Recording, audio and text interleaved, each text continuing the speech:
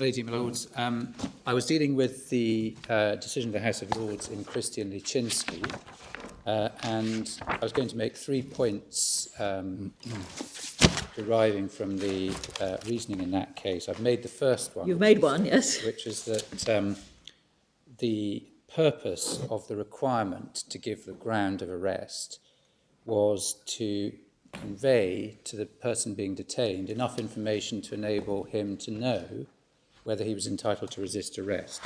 And just on that point, I'm not going to ask your lordships to turn it up, but I'll just give you the reference. It's to the speech of Lady Hale in Cambadsey, Authorities Bundle 2, tab 23, paragraph 72, and it's MS 1202. The common law imposed a requirement that an arrested person be told at the time the real reason why he was being arrested. It did so for the very good reason that the arrested person had to know whether or not he was entitled to resist arrest. The second point Not is... an exactly original statement, bearing in mind the bits of Christie and Nijinsky that you said. No, it's a summary of the reasoning which I've already taken you to, and it comes out very clearly from the reasoning of Lord Simons and Viscount Simon as well. The second point is that it's never been the law that the ground given at the moment of detention has to be sufficient on its own to withstand a reasons challenge if such a challenge were made in judicial review proceedings. For that point, we can take up Christie itself again, page 587. It's Authorities Bundle 1, tab 4, internal pagination 587, MS 605. And in the middle of that page, you can see that there is a list of numbered principles. And principle 4 is that the requirement that he should be so informed does not mean that technical or precise language need be used. The matter is a matter of substance and turns on the elementary proposition that in this country, a person is prima facie entitled to his freedom and is only required to submit to restraints on his freedom if he knows in substance the reason why it's claimed that this restraint should be imposed. And just taking it a bit further down the page, middle of the page, you can see he has in mind a situation where the person being arrested asked for the reason, the policeman replied, "That has nothing to do with you, come along with me." That's what he has in mind, and one can see the date of the case, 1947. He goes on to say, well, that may have been the position when the Gestapo swept people off to confinement under an overriding authority which the executive in this country happily does not in ordinary times possess. So he's making the point again that the requirement to give the ground is a minimal or limited requirement which distinguishes lawful arrest or detention from an abduction or a kidnapping.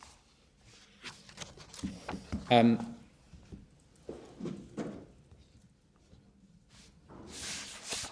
one can see from the top of 589 the reference again to the ground of his arrest. What is required is the ground of arrest, not full reasons for the suspicion upon which it is based.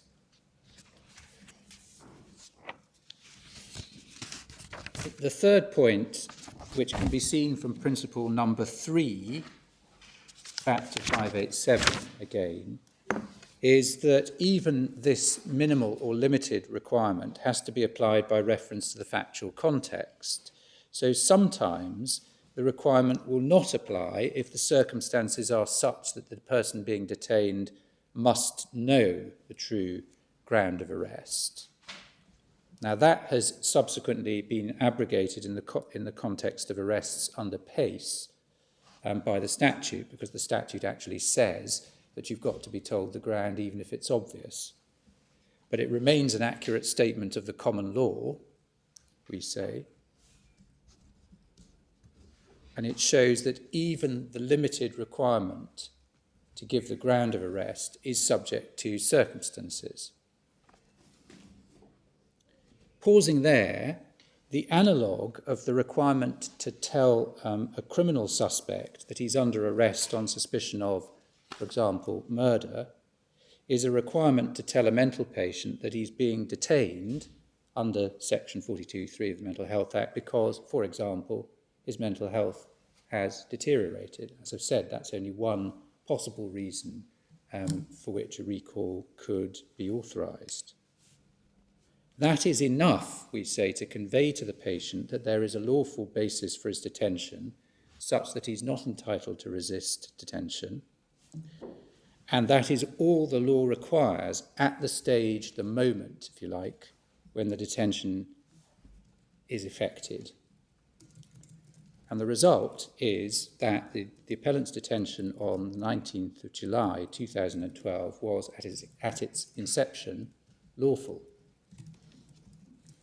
The next question, and this is, in my respectful submission, perhaps the most important question in the appeal, is whether the subsequent failure to provide further oral and written reasons until the 3rd of August, 12 days after the 72-hour long stop in the policy, could in some way turn a lawful detention into an unlawful one, whether prospectively or retrospectively.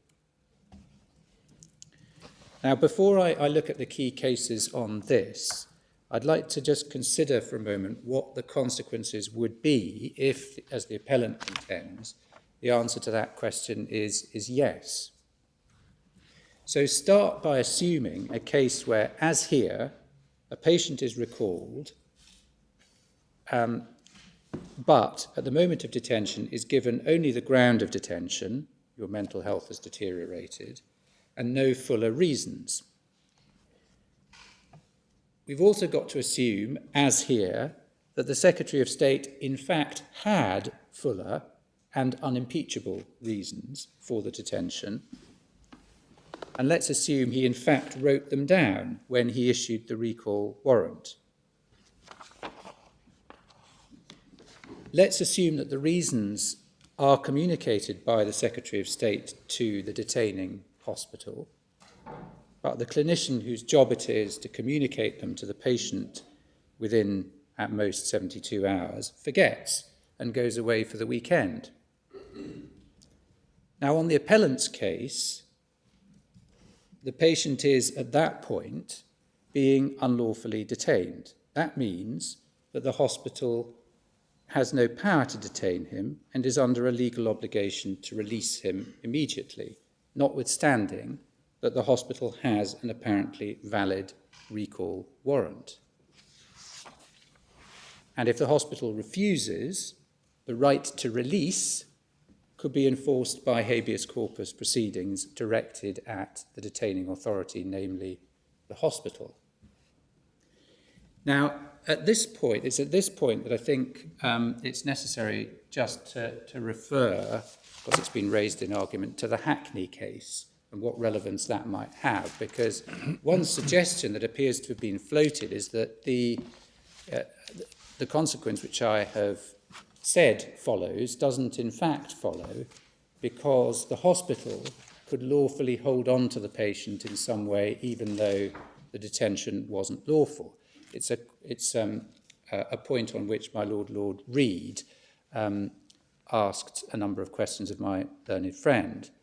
I hope you all have the Hackney case, which we've produced over lunch, and it's enough probably to look at the head note. So that this was a case about civil detention under Part 2 of the Mental Health Act, not Part 3. And what had gone wrong was that the application for admission had been made without reference to the claimant's nearest relative. And for that reason, the application for admission was defective. And as one can see from the middle of the first page of the head note, the patient applied for habeas corpus, and the judge determined that the application for admission was defective and accordingly ordered the claimant's release. So one can see immediately, if there is a legal defect, of course the claimant here says that there is a legal defect, that the failure to provide adequate reasons at the outset was a legal defect. Indeed, that the failure to provide reasons within 72 hours was also a legal defect, then, and that makes the detention unlawful, then the consequence is that the patient is entitled to release. Now, what this case was about was not whether the patient was entitled to release. That was taken as read. The question was, who is required to pay damages for the unlawful detention? Is it the hospital or is it the person who actually was responsible for the defective application? And the answer is the latter only. And that's because of provisions in the Mental Health Act, in particular Section 6, insofar as it applies to civil detentions. And there's an analogous provision, Section 139, which I think is the provision that my lady was referring to, which insulates people who act pursuant to apparently valid warrants from civil or criminal proceedings unless they act in bad faith. Well, I had Section 6 in mind. Yes. With the exchanges with Miss Richards, but I knew this was a civil detention case. Yes.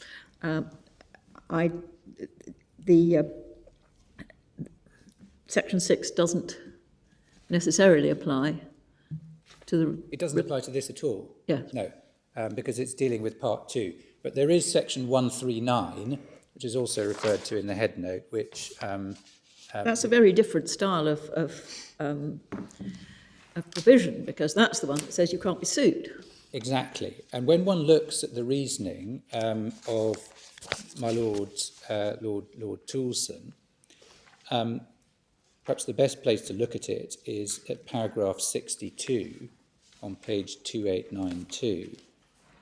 The argument that because the hospital trust was entitled to act as if the application was lawful, it follows that M's detention did not contravene his convention right, and the approved mental health practitioner does not act in a way which was incompatible with that right, notwithstanding that the act was unlawful and was the fundamental cause of his detention, is a back-to-front argument reminiscent of the world of Alice Through the Looking Glass, where things are seen back to front. The correct starting point is to examine the nature of the conduct and whether it conformed with the safeguards for the patient's liberty prescribed by Parliament, which it did not. The next question is whether that conduct was the direct cause of the claimant's loss of liberty, which it was. So that's the reasoning which led to the conclusion that, yes, there was a right to damages, but against the person who was responsible for the defective application and not against the detaining authority. But nothing in this authority suggests that in circumstances where there is a defect of that kind, the result is anything other than an entitlement to release. That's what happened at first instance. The judge ordered release in the habeas corpus proceedings. And so in my example, we do say, if one takes the example of the clinician who goes off having absent-mindedly forgotten to convey the reasons, the consequence is indeed that the patient is entitled to release. And in a sense, to ask, to say, it doesn't matter because the hospital can't be sued is nothing to the point. The key question is, what happens when the patient turns up at the door of the hospital and says, I'm off? The answer is that if your ladyship and your lordships uphold this appeal, what the hospital will have to do is to release the patient. Now, to make good our argument that that is not, in fact, the law, we need to look at Lumber and Cambadzi, which are the two main authorities that tell one what the effect is of a public law error taken in relation to a detained person. Yeah, just before you look at Lumber, if you're right in your first argument that all you need to convey to the patient is the ground. Do you accept that there comes a time when you have to do more than that so as to invest the patient with the knowledge that will be sufficient for him, if he chooses to and has grounds to challenge the lawfulness of his detention? Absolutely. Yeah. That has to be done as soon as possible, in any event within 72 hours. The question is, what happens if it's not done? Yes. Well, So let's suppose there's a continuing failure, or let us say, even to take an extreme example, a deliberate failure or a deliberate refusal to give the patient the information. At some point, does his initially lawful detention become unlawful? No, my Lord, it doesn't. We say what happens is this, that there's no doubt at all that there is a legal obligation imposed by the policy, and possibly by common law as well, to provide fuller reasons within, at most, 72 hours. And there's no doubt at all that that obligation was not complied with here. But the question is, what's the remedy for breach of that obligation? And there are two possible answers to that, as Lumber and Kambadzi show.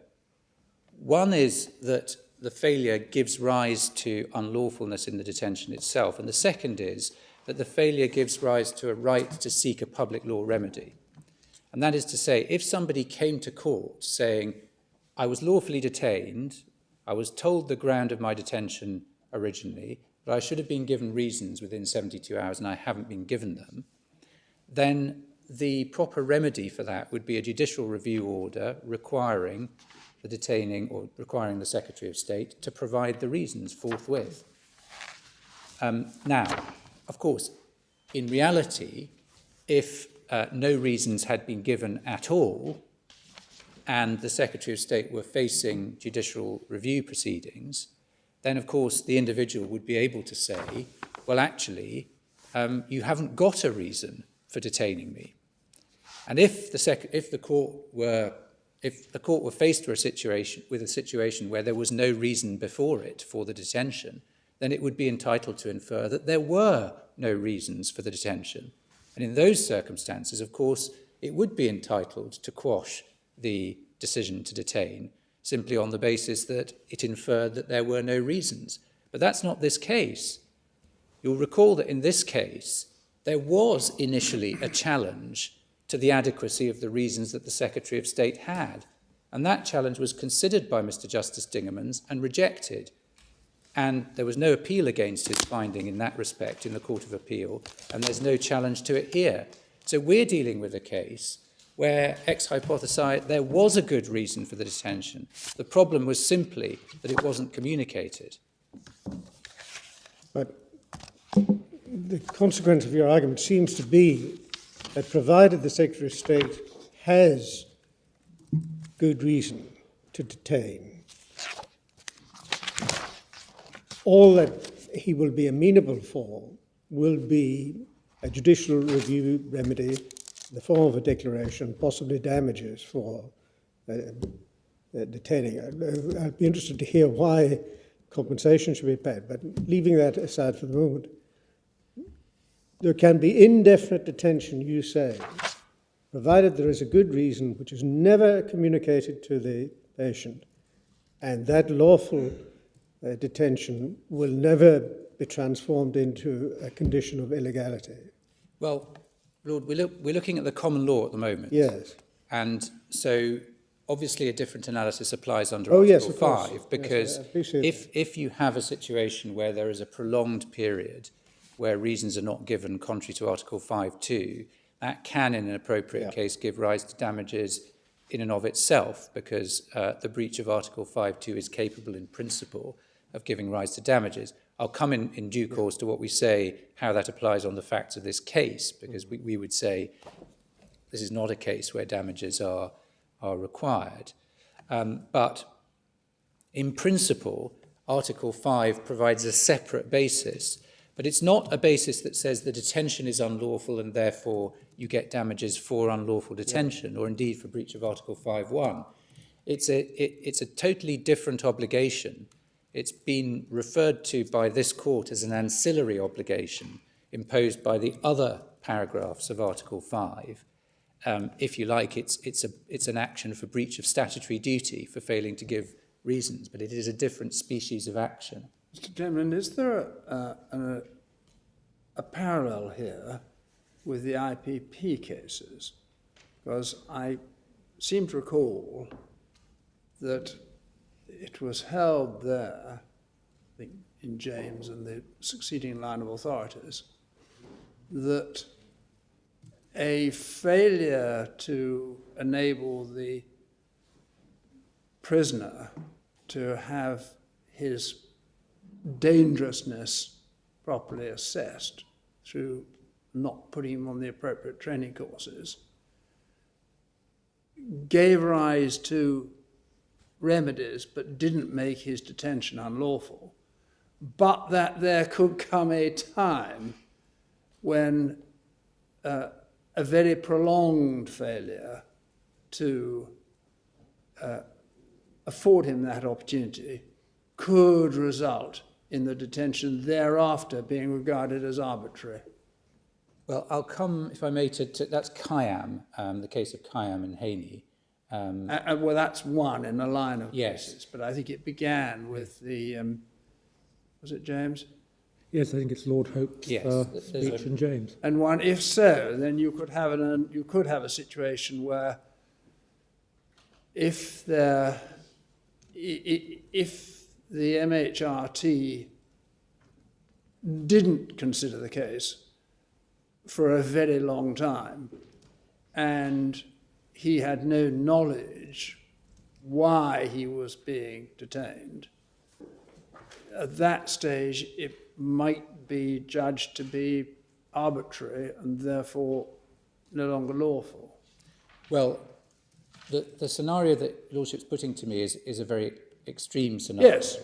And the last point that my Lord makes highlights one important feature of this statutory regime, which perhaps we haven't looked at in much detail, which is the function of the now first-tier tribunal Yes. in assessing the legality of the detention. Because what happens, what is required to happen under Section 75(1) of the 1983 Act is that within a month of recall, the Secretary of State is required to refer the case of the recalled patient to now the first-tier tribunal. That, in practice, happens immediately. In this case, I think it happened the day after recall. It happens invariably within a day or two. And at that point, responsibility for reviewing the legality of the applicant's detention, of the detained person's detention, passes from the Secretary of State to the Mental Health Review Tribunal. And that's actually one of the things that distinguishes this case from a case like Lumber and Kambadzi, because Lumber and Kambadzi are cases where the Secretary of State, under the policy, is required periodically to review the detention. And therefore, if there is a failure in undertaking those reviews, there is a failure to consider whether to detain or not to detain. Under this statutory regime, the decision to detain or not to detain is taken at the outset, once and once only. And the responsibility for reviewing the detention then passes immediately under Section 75(1) and pursuant to the reference made there to the tribunal. Now, as to what would happen if the tribunal delayed, well, there's ample case law that actually tells us what happens if the tribunal delays. If the tribunal delays, there may be a breach of Article 5.4. Why? Because Article 5.4 confers a right to speedy review of the legality of detention. And there is quite a lot of case law explaining what speedy means in this context. It's all context specific. It depends what issues are in dispute in the proceedings and so forth. But if there is a case where somebody's review of detention by the tribunal is improperly, unreasonably delayed, then there can be a breach of Article 5.4, and that can itself give rise to damages. The quantum of them is obviously going to depend on whether the failure actually had an impact on the date of release or not. But even if it didn't, there's still going to be some entitlement to damages under Article 5.4. But the point made in the IPP cases, and in particular in Kayam, is that breach of that ancillary duty does not mean that the detention itself is unlawful. The question that my Lord put to me just now is, well, might there come some, and I think this may have been the question that my Lord Kerr was putting as well, might there come at the very extreme some point where somebody's been detained for a year or 2 years or something of that sort and hasn't been told at all what the reasons are for the detention? Well, I think my answer is I reserve my position on that because it's not this case. But I can certainly see that even if there were a point where complete absence of further or fuller reasons rendered the detention arbitrary for the purposes of Article 5.1, that is a very long way indeed from the facts of this case. Of course, you are still on the common law. Yes, I am, but I was diverted from it a little bit by my Lord's question. I think the common law and Article 5 do interact here because I think I was drawn on to Article 5 by Lord Kerr's question to me, which is, well, you know, no reasons given. There doesn't seem to be any very effective remedy. If the only remedy is a judicial review order saying, well, you better provide the reasons now, that doesn't sound like a very effective remedy. To which my answer was actually, you've got to ask yourself whether the remedy is effective in the context of Article 5 as well, because we know that Article 5 does supply additional remedies if there's a breach of the ancillary duty imposed either by Article 5.2 or 5.4. Can I turn to lumber, come back to the common law? Now, this was a decision by 9 members of this court.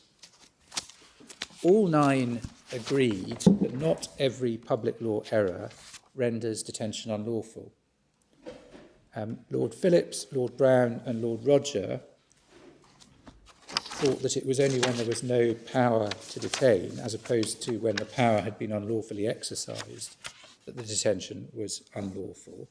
The other 6 agreed that even where there was a power to detain, some but not all public law errors in the exercise of that power would render the detention unlawful.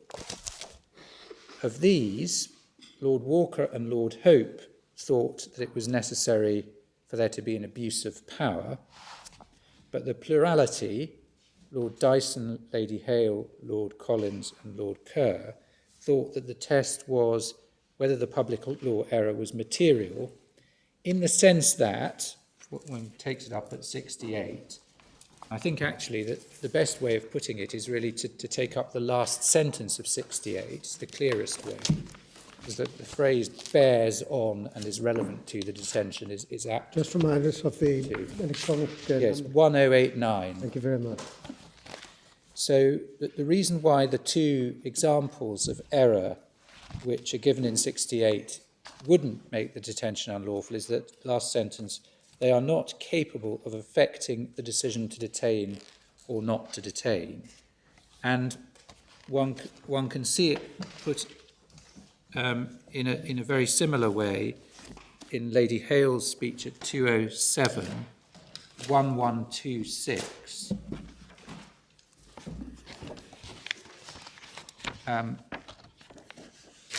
Breach of public law must be material to the decision to detain and not to some other aspect of the detention, and it must be capable of affecting the result. It's another way of saying the same thing. Lord Collins at 219 agreed substantially with Lord Dyson, and Lord Kerr at 238, MS 1135, agreed with Lord Dyson. Now, it appears, and it appeared from her submissions this morning that Ms. Richards contends that Lumber decided the question whether a failure to give reasons rendered detention unlawful. It doesn't, we say. Lumber was a case where the application of a secret policy involved a material public law error, so the decision to detain was flawed in a public law sense. It was a case where the application of the secret policy was, to use Lady Hale's words, capable of affecting the result, which is not the same as saying that the result would have been different had there been no breach. Well, we were Now, talking about the decision whether or not to renew the detention or Yes. authorise the detention. Exactly. That's what we were talking about. And that's why it was material in that sense. The Lumber test was then applied in Cambadzi, and one can see again from Cambadzi why it was that the failures to conduct the reviews in those cases was material in the relevant sense, in the sense that it could have effect, it was capable of affecting the question whether to detain or not to detain. So if one takes up Lord Hope at 54,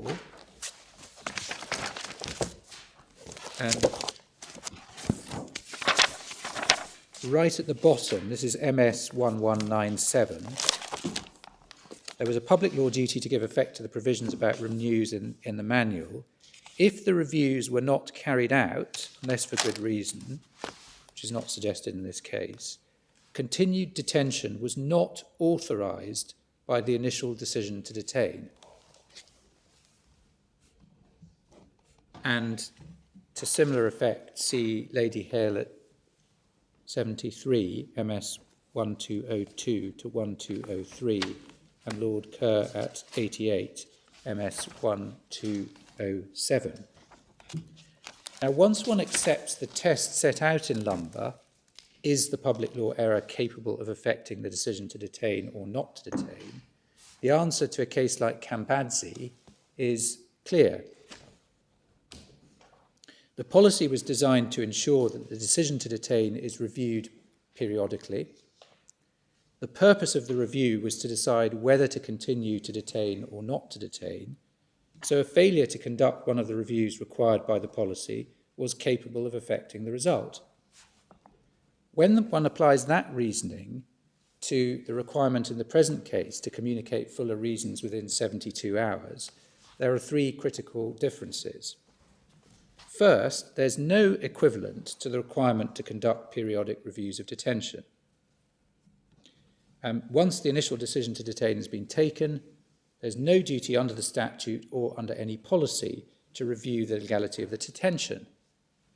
Now, that's not, of course, because there is no such review. It's just because the review is done by another body, namely the tribunal.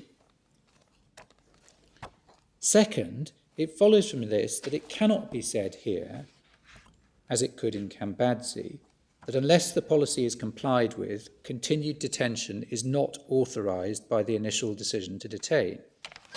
Here, the statutory scheme precisely envisages that the initial decision to detain does authorise continued detention until such time as the tribunal decides whether the patient should be discharged or should continue to be detained.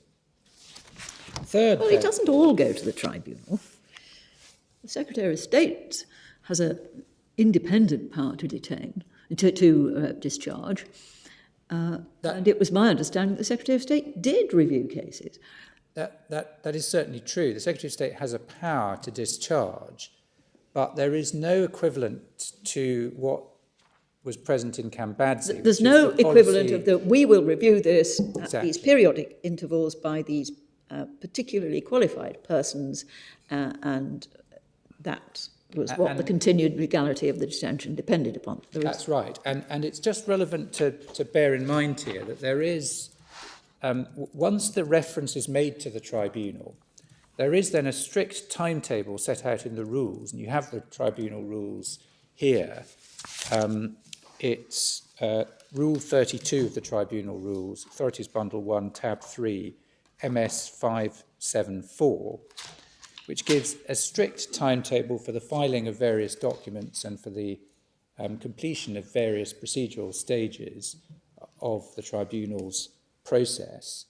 And it is, we say, a fair summary of the statutory scheme to say that in the ordinary course, Parliament intended the review of the legality of detention to be performed by the tribunal pursuant to those steps, albeit that the Secretary of State does have power to discharge. The Secretary of State has that power whether in relation to a recalled patient or indeed in relation to any restricted patient. But no obligation analogous to what one sees in Lumber and Cambadzi to review the continued detention at regular intervals. So once one has the proposition that the initial decision to detain authorises detention until such point as the tribunal considers the matter, the failure, and we in this respect would endorse the point that Lord Toulson made in the course of argument, the failure to communicate reasons is, as a matter of logic, not capable of affecting the decision to detain or not to detain, because that decision has already been taken and is not required by law or policy to be reviewed by the Secretary of State. Now, how might it be said against us that the failure to communicate reasons does render the detention unlawful? Well, one way it might be put is to argue that the requirement to communicate reasons is imposed as part of a system designed to ensure that the power to detain is lawfully exercised and to facilitate legal challenge where it is not. And that is essentially the way that my learned friend puts it when she explained how important it is to have the reasons so that one knows whether one can challenge them successfully in judicial review proceedings. The difficulty with that is that there is House of Lords authority showing that breach of an equally important requirement, the requirement in Section 15 of the Northern Ireland Emergency Provisions Act 1987 to give reasons for denying access to a solicitor, does not make the detention unlawful. And that is Cullen's case, which you have in Authorities Bundle 1 at tab 10. This was a majority decision, but even Lord Bingham and Lord Stane were in the minority, but even they did not say that a breach of Section 15, the obligation to give reasons for denying access to a solicitor, made the detention unlawful. What they said was that the requirement imposed by Section 15 was of such importance that it ought to give rise to an action for breach of statutory duty.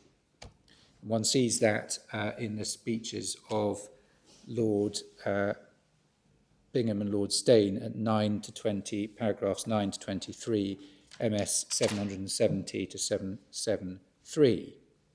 So far as the claim for false imprisonment is concerned, there is a very crisp statement of the reasoning of the majority that can be found in Lord Millett's speech at 61, MS 784. And one can see his detention was lawful at its inception, and nothing that took place thereafter made his continued detention unlawful. Compliance with the requirements of Section 15 is not a condition of lawful detention. Even if there were no good reasons for delaying Mr. Cullen's consultation with his solicitor, the breach of duty would not have gone to the basis of his detention or the legality of the detention itself. And just for your references, there's also Lord Hutton at 48, MS 781, and Lord Roger at 86, MS 790. So here we have a right of supreme importance, the right to consult a solicitor when detained, a right imposed to ensure the legality of detention and facilitate its challenge, the same purpose as the reasons requirement here.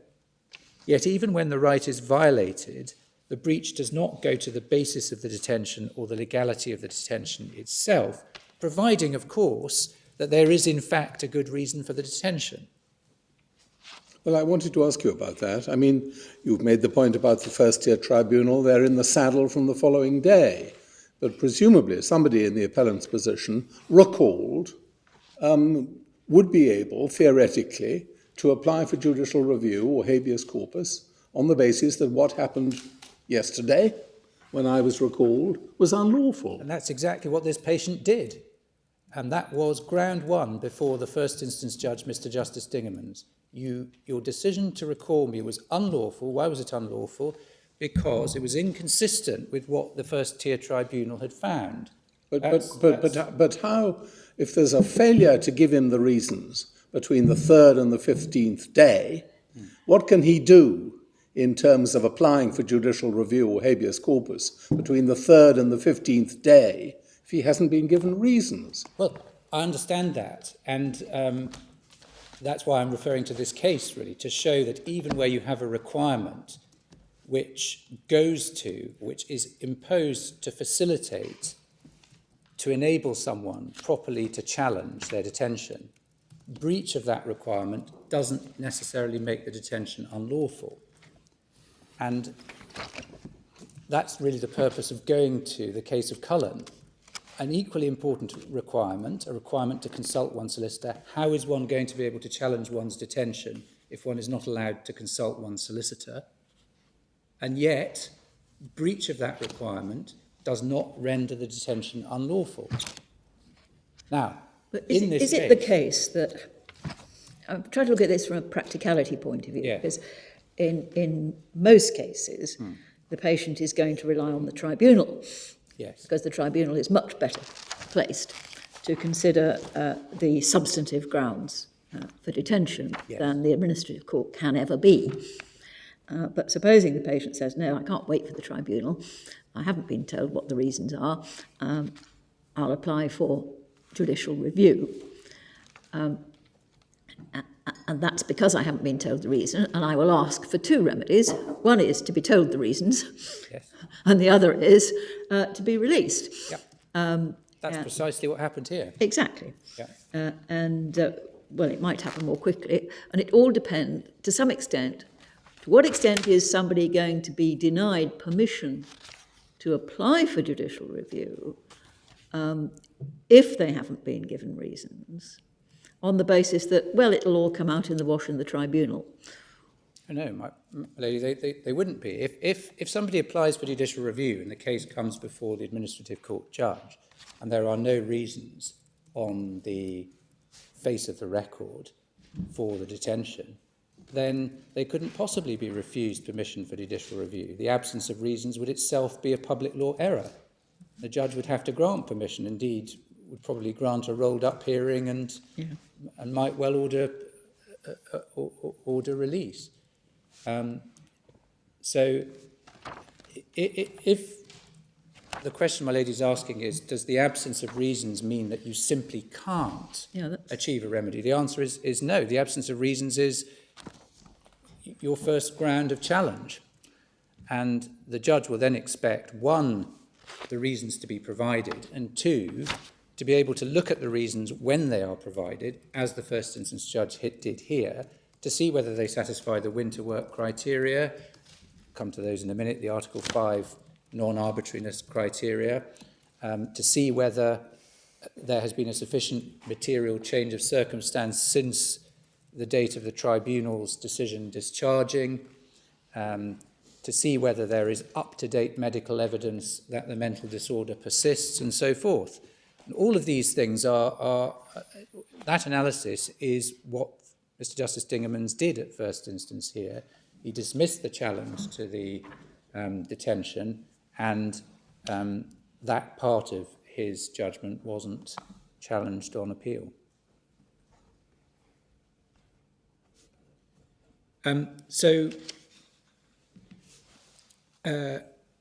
There's a second point here. My first point, obviously, in relation to Cullen, was that one can see, even where there is a very important requirement which goes to, or which is there to facilitate challenge, breach of that requirement doesn't render the detention unlawful. The test, as we've seen, for whether it renders the detention unlawful is whether it's capable of affecting the question whether to detain or not to detain. See Lumber and Cambansi. But there's a second point here, which is this, that even once the fuller reasons have been given within 72 hours, those reasons will not constitute the sum total of the information in the Secretary of State's possession that is relevant to the decision to detain or not to detain, or the sum total of the information that the Secretary of State is in due course obliged to communicate. Why? Because the decision to recall, even once the full reasons are given, will inevitably be based on medical and or other reports which are in the Secretary of State's possession.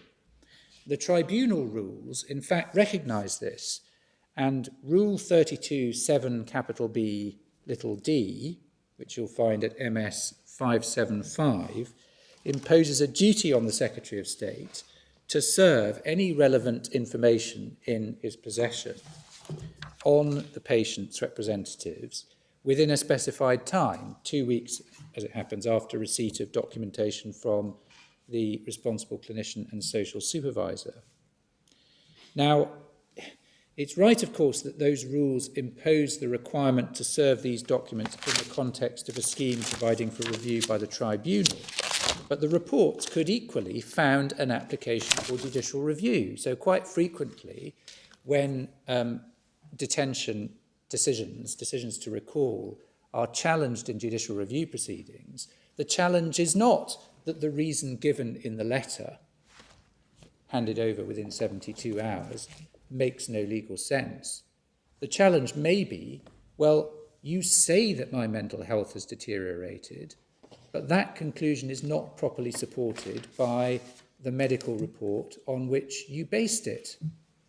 Now, of course, that is a challenge which an individual isn't going to be able to make until he's seen the medical report. But the policy doesn't require the medical reports to be handed over within 72 hours. That's something that happens down the line, as it were, after a certain number of weeks in the course of preparing for the tribunal proceedings. Or it might happen when the patient's solicitor writes a letter before action, as happened in this case.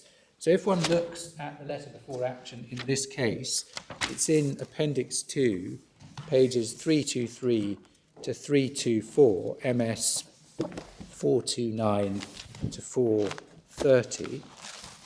You can see that the letter before action here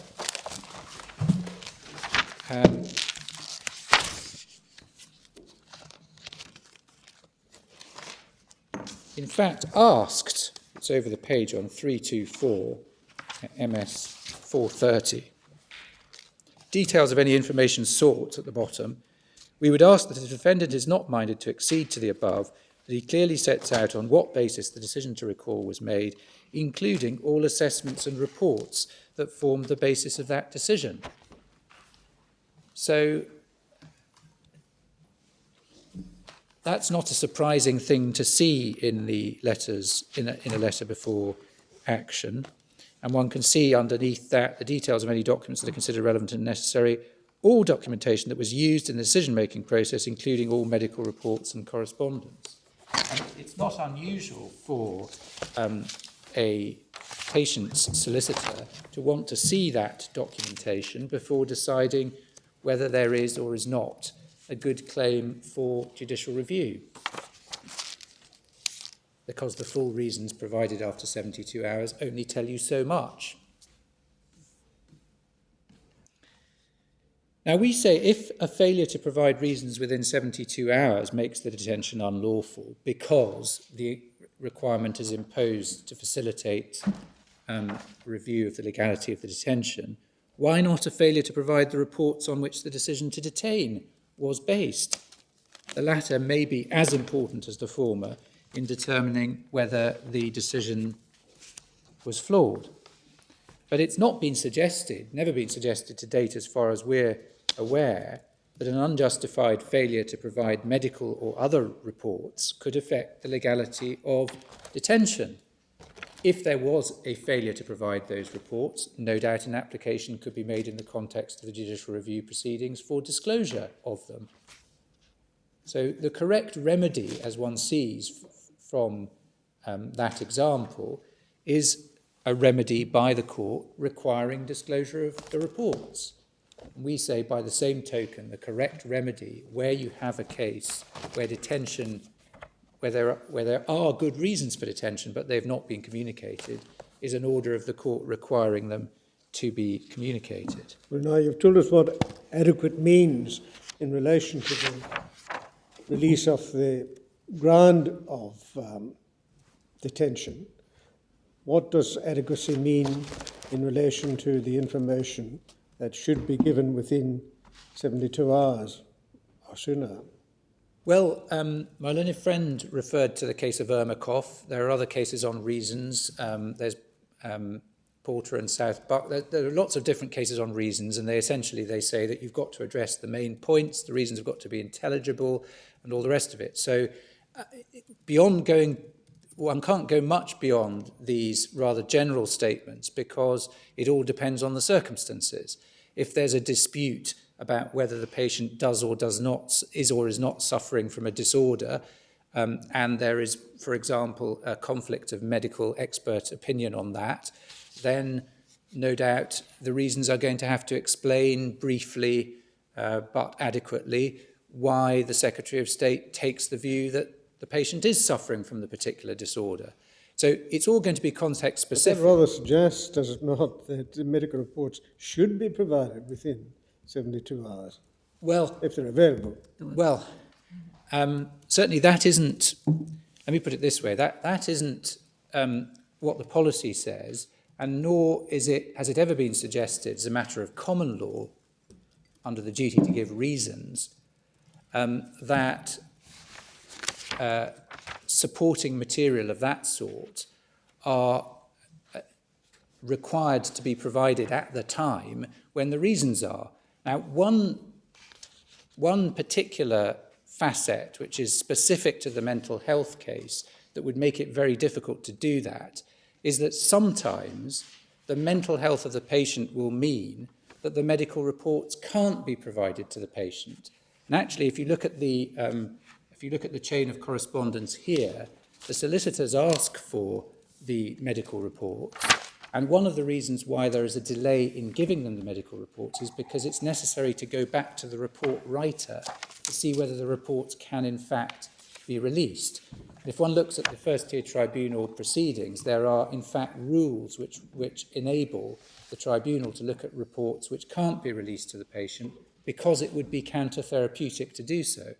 So there are a number of... But leaving aside those particular type of cases, well, I mean, if you're going to provide adequate information which will allow the patient to decide whether to challenge the lawfulness of his detention, and the basis on which he has been recalled is a medical basis, I mean, is there any reason that they should certainly be provided as soon as they can be. But the question that we're asking here is not what's the content of the duty to provide them. It's what happens if there is an unjustifiable delay in providing them. Does that render the detention unlawful to that extent? And we say the answer is no. Why not? Because there are other remedies that can be given for a failure to provide that kind of information, in particular coercive remedies by the court or orders for disclosure. Can I move to the Article 5 complaint? If the failure to give reasons within 72 hours made the detention unlawful at common law, then we accept that it would also be unlawful under Article 5.1, because Article 5.1 requires as a minimum that detention be in accordance with domestic law. So the Article 5 issue arises only on the footing that we succeed in showing that the failure to give further reasons within 72 hours did not entitle the claimant, the appellant, to immediate release and does not give rise to a claim for false imprisonment. Now, we've accepted that the failure to provide fuller reasons within 72 hours did constitute a breach of the ancillary duty imposed by Article 5.2 to give reasons for detention. But our case is that Article 5 makes a distinction very similar to the one that can be found in Lumber and Cambadzi between, on the one hand, breaches of Article 5.1, which render the detention unlawful and give rise to an entitlement to immediate release, and on the other, breaches of other duties imposed by Article 5, which do not render the detention unlawful and do not give rise to any entitlement to immediate release. The latter may, in an appropriate case, give rise to a right to compensation, but this right arises not because the detention is unlawful, but because one of the ancillary duties has been breached. Now, this distinction, which I've just outlined, is set out in the decision of this court in Khayyam, which I've already referred to, which is in Authorities Bundle 3, tab 26, MS 1340 to 1341. And this is the decision of, it's the unanimous decision of the court. And the relevant passages are 37 to 39. Now, in that case, there was a breach of the duty to provide appropriate courses and facilities to enable indeterminate sentence prisoners to demonstrate their suitability for release. 37 contains the conclusion that Article 5.4 gives rise to an ancillary duty on the state, breach of which does not directly impact on the lawfulness of detention. Second sentence of paragraph 37. 38 says that the duty to provide appropriate courses and facilities, although not falling within the wording of Article 5.4, should be regarded as an ancillary duty analogous to that imposed by Article 5.4. And 39 makes the important point that the remedy is not release, but, in an appropriate case, damages. Now, our case is that the failure to provide further reasons within 72 hours, I keep calling it further reasons within 72 hours, but I should really be saying within at most 72 hours, contrary to Article 5.2, involved breach of an ancillary duty which did not render the detention unlawful, and that is what we say the cases show. I was asking you earlier about the possibility of the extreme case. Yes. Lord Hope dealt with that in Walker and James when it was in the House of Lords at paragraph 15, where I see he said, "It is just possible to conceive of circumstances where the system which the statutes have laid down breaks down entirely, with the result the parole board is unable to perform its function at all. In that situation, continued detention could be said to be arbitrary because there was no way in which it could be brought to an end in the manner that the sentence originally contemplated. But the failures for which Secretary of State accepts responsibility, while highly regrettable, can't be said to have created a breakdown of that extreme kind." Yes. Your argument is, if the analogy is a sound one, you could, as a matter of theory, envisage such a complete breakdown in the tribunal system and a failure to give reasons that you could have a state of arbitrariness. One could conceive of that as a matter of theory, but this falls way short of that. Yes, that's right. I don't take Lord Hope to have been deciding the question of quite at what point arbitrariness might arise, but insofar as an answer is required to the question that Lord Kerr put to me, which is, well, take a very extreme case where no reasons are provided for a very, very long time. The answer, I think, that would be derived from looking at that passage of Lord Hope's speech in Walker is, well, at the very extreme, if one could actually say that the system had broken down rather than that this was an individual failing, then perhaps one would be able to say that, yes, the detention was unlawful. But I'm not making lamentable any... as this was, the system hadn't broken down because the FTT was seized of the matter. Yes. And it went on to consider the matter, and as we know, decided that the appellant was lawfully detained. So 37 to 39 of Khayyam are authority for the distinction that I've drawn between breaches of Article 5.1, which have the consequence that the detained person is entitled to immediate release, and breaches of the ancillary duties imposed by the other paragraphs of Article 5, which do not have that consequence, but may, in an appropriate case, sound in damages. Now, my learned friend said that we had relied, and that the Court of Appeal had relied on a very old case, but I would like just to go to that very old case, if I may. It's not actually that old, but anyway. It's X in the UK, and it's tab 29. And starts at MS 1416. It is an early case in which the Commission and Court had to consider how the requirements of Article 5.2 applied in the case of recall under the predecessor to the Mental Health Act. It's the original mental health case.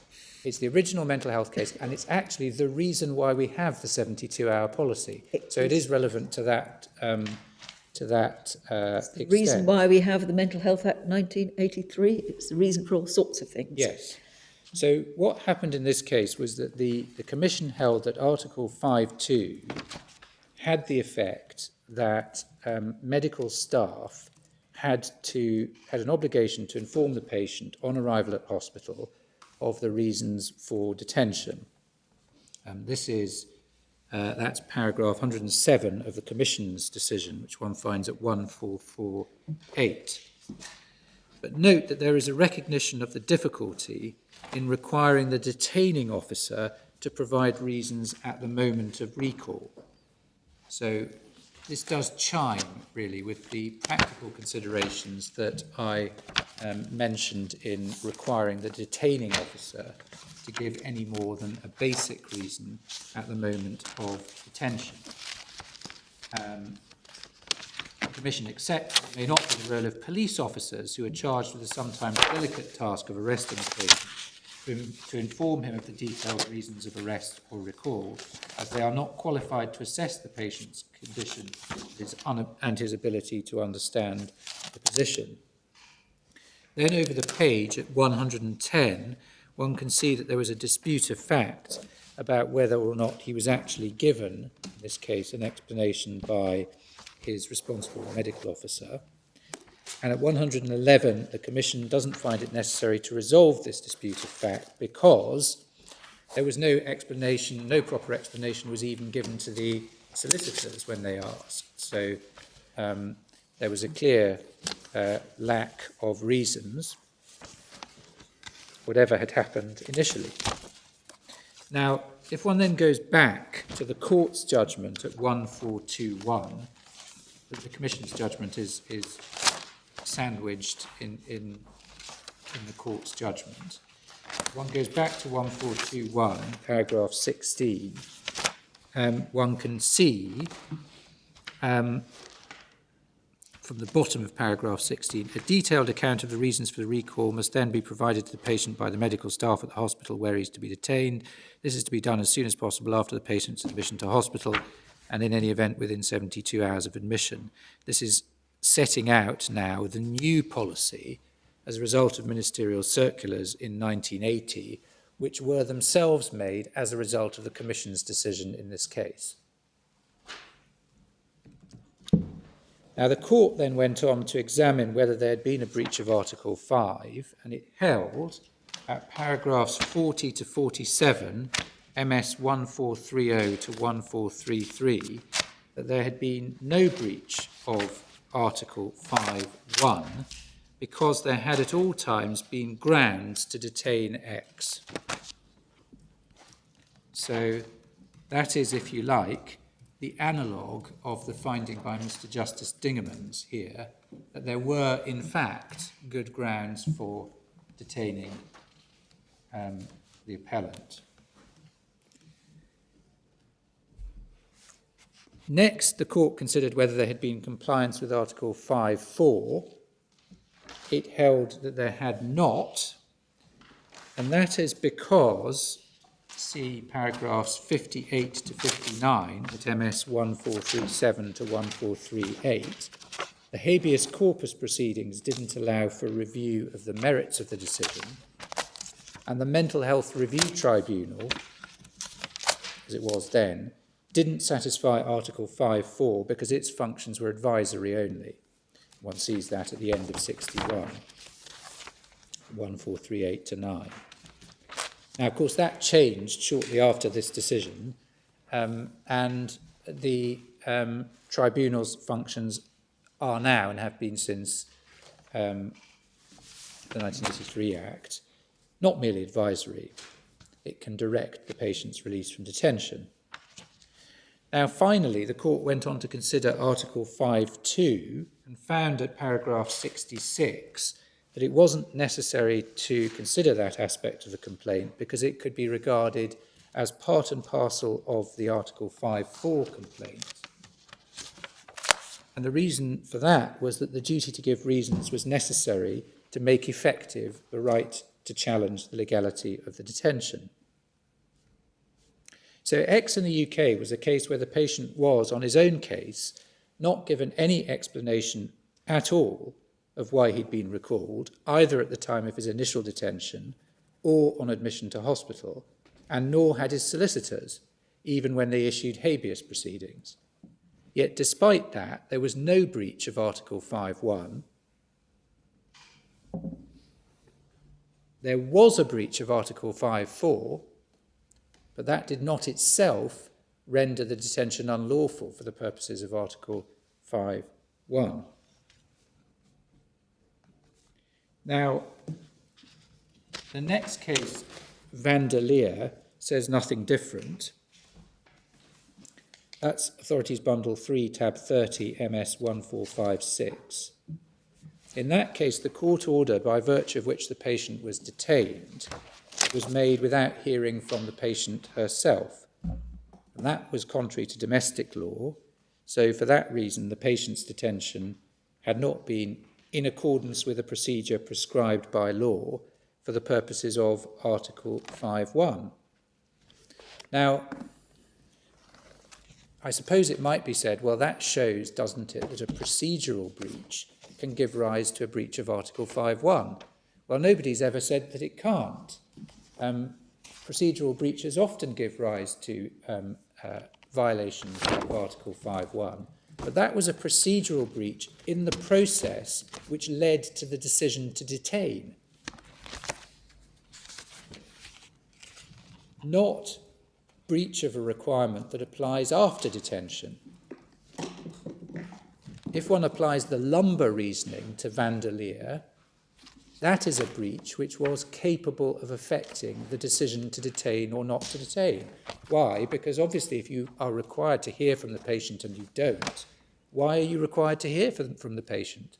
Because the patient might have something useful to say which might affect your decision whether to detain or not to detain. And in that case, quite separately, there was a breach of Article 5.2 because, on the facts of that case, the patient had actually never been told even that she was detained, never mind why she was detained. But what that case shows, if one looks at paragraph 28, is that there is a close link between Article 5.2 and Article 5.4. Why? Because the reason why you need to be given reasons for your detention, or at least one of the main purposes for giving reasons for detention is to ensure that you can take proceedings to challenge that detention. We say that that link, which you see both in X and in Vanderleer and in other cases that I'll come to, makes it unlikely that a breach of Article 5.2 should have different consequences in terms of the legality of the detention from a breach of Article 5.4. And there's certainly nothing to suggest that a failure to give full reasons for detention, even one as egregious as occurred in that case, gives rise in and of itself to a breach of Article 5.1. The next case of importance is the case of Sadi and the United Kingdom. That was a case that was regarded as of very high authority by this court in Khayyam. It's referred to in a number of places in that decision.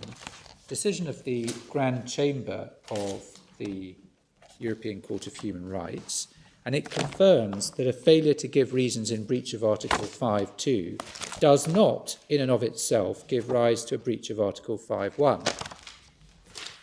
You can see from the head note, held by 11 votes What's to 6. the citation to? I'm sorry, it's tab 33, MS 1493. Thank you. See from the head note, held by 11 votes to 6, there'd be no violation of Article 5.1, unanimously that there had been a violation of Article 5.2. And this is quite a recent case. It's 2008. So one can see that the delay in giving full reasons on the facts of that case, which the domestic courts had held, you have the domestic court decisions in the bundle as well, did not in itself make the detention unlawful, gave rise to a breach of Article 5.2, but there was no violation of Article 5.1 for this or any other reason. And second interesting thing that you can see to answer my Lord Toulson's question, is there any case that tells us whether a declaration is sufficient to constitute just satisfaction for a breach of Article 5.2? Yes, there is. Here is such a case. One can see the third holding. The finding of a violation of Article 5.2, that is, was sufficient just satisfaction for any non-pecuniary damage sustained. So the only award was an award in respect of costs. Now, these principles were all applied by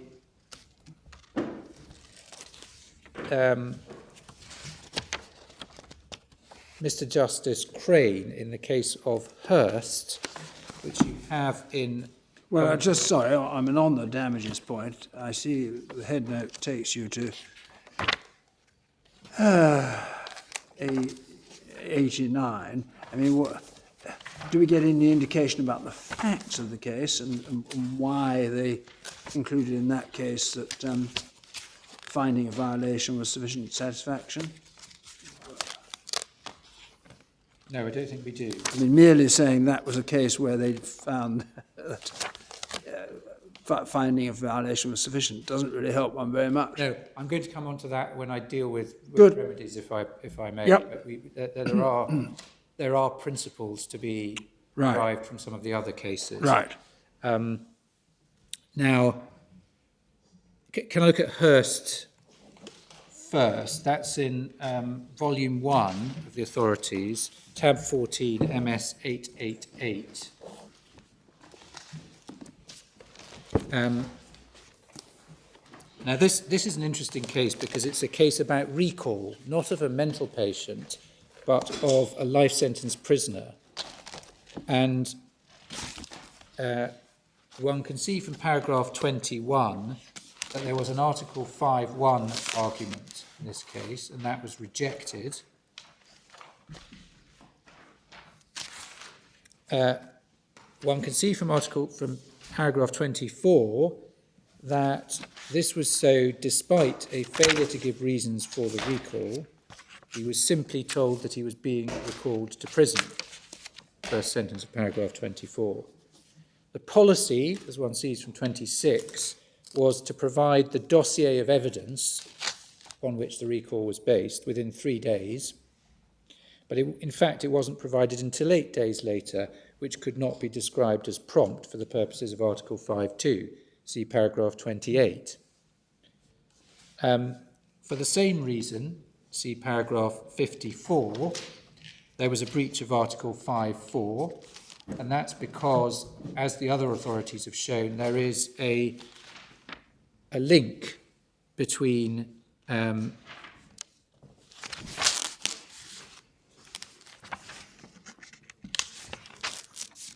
sorry, I don't think it is paragraph 54. I'll try and find the 53. It's 53.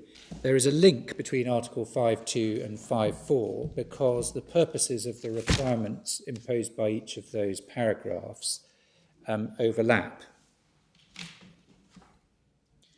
And then at 60, one can see damages were appropriate in that case, but not for the failure to give reasons. See paragraph, bottom of paragraph 60. The reason why damages were appropriate is because, as a result of the delay in providing the dossier, this individual was in fact released some 2 weeks later than he otherwise would have been. See paragraph 61. And it was that which justified the award of £1,500. Now, my learned friend relies on some other cases which she says are more recent and which she says make good the proposition that failure to give reasons of this kind gives rise to a breach of Article 5.1. We say that none of them, in fact, does show that. So, taking them very quickly, one by one, the first was the case of Plasso, which is in Authorities Bundle 3, tab 34, MS 1527. That was a case where, in short, the court held that the detaining authority didn't have good reasons for detention. See paragraph 69. That is on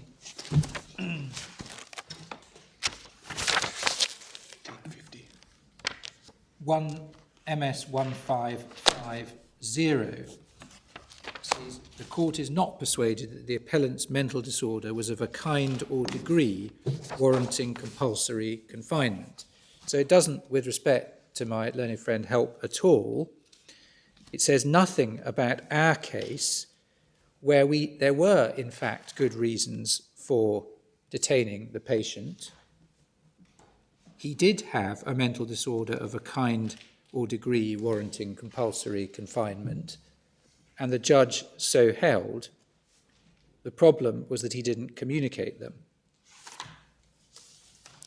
The second case relied on is Zagidulina, which is Authorities Bundle 3, tab 35, MS 1562. Here, there were two complaints.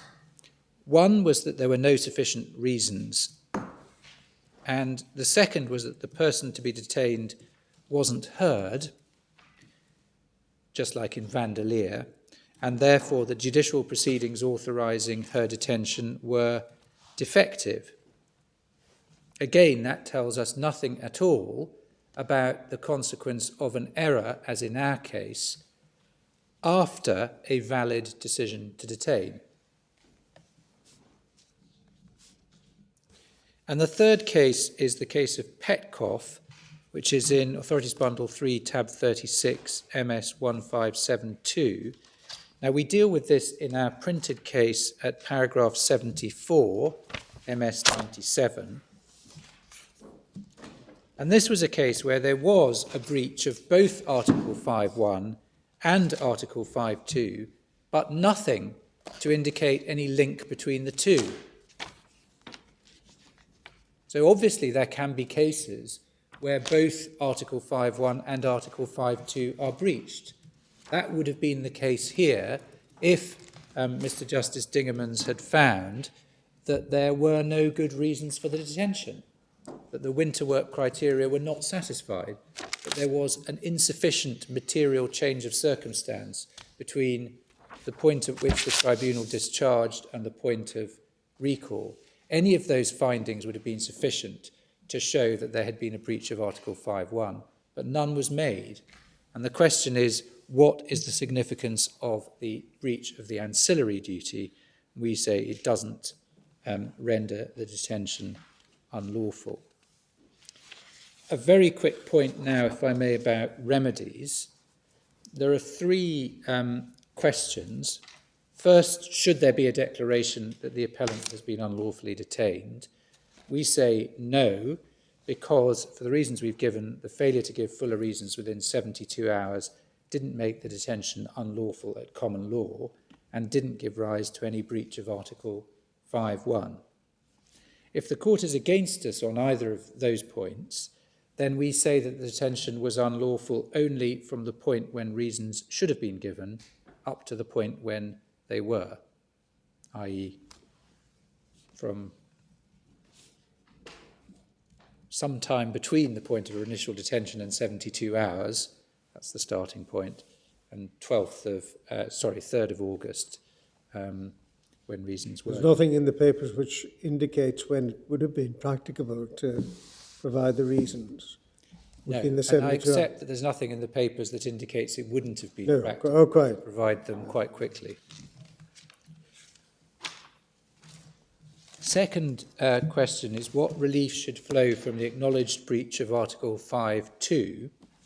In our submission, the short answer is none. Why? Because this is a case like Sadi and Hurst, where the finding of a violation should be sufficient just satisfaction on its own. And that is, we say, consistent with the principles governing awards for breach of Article 5.4, where the delay is less than 3 months, as set out by my Lord Reed in Sternum. Now, just look at Sternum briefly, if I may. It's Authorities Bundle 2, tab 25, MS 1232.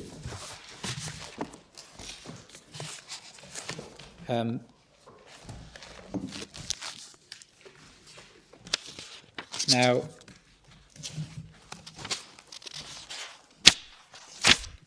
there are a number of principles which can be found at close to the beginning of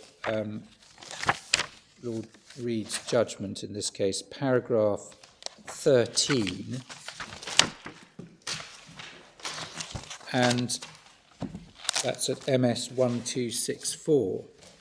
And if one looks at principle number 15 within paragraph 13, So 1265 this is. Thank you.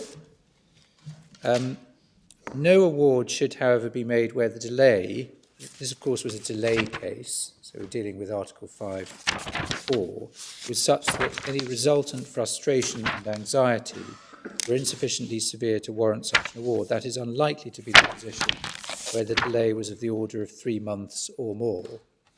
So that's put in a negative way. You're unlikely to get the declaration of breach is unlikely to be enough if the delay is 3 months or more.